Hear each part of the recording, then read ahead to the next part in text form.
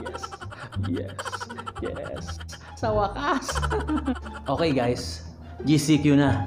Pwede na ako mag-mall, pwede na ako magpunta sa park, pwede na ako magpunta kahit saan ko gusto. GCQ na eh. Yes! Makakalabas din. Malaya na rin ako. Kala nila, sa wakas nakagraduate din tayo. 2 months. Biruin nyo, 2 months na walang labasan, nasa bahay ka lang. Ang hirap nun ha. Ang hirap nun. Meron ng masasakyan. Pupunta ako sa mga kamag-anak ko. Hindi. Pupunta na lang ako sa girlfriend ko. Tapos, mamasyal kami. Pupunta kami sa mall. Kakain kami. Punta kami kahit saan. No? Park. All you can. Eat all you can. Kakain kami sa eat all you can. Pasyal all you can. Nood ng sine all you can. Magpapakasaya kami dahil GCQ na. GCQ na. Di ba kayo masaya? GCQ na. GCQ na.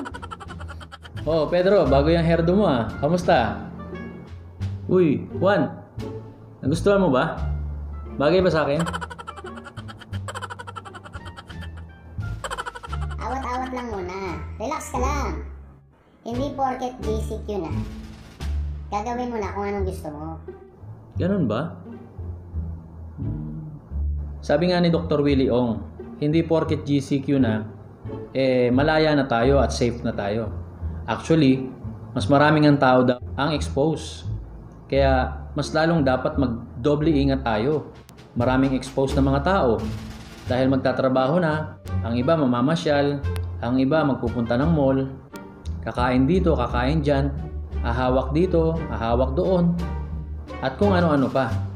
Dapat mas lalo tayong mag-ingat ngayon dahil according sa kanya, mahina ang ating health system. Dapat ay talagang mag-ingat na nga lang tayo, palakasin ang katawan. Okay. Mas maging masidhi pa sa pananalangin. Pwede naman na magtrabaho. At kapag may time ka, mamamasyal kayo ng girlfriend mo. Pero, mag-ingat kayong dalawa. Palagi kayong magdala ng sanitizer, alcohol, at sundin pa rin yung mga paalala ng ating gobyerno. Okay ba yon?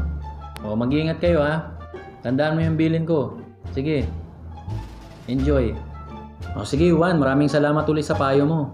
Mag-iingat kami ng girlfriend ko. Sige, ingat ka rin ha. Bye.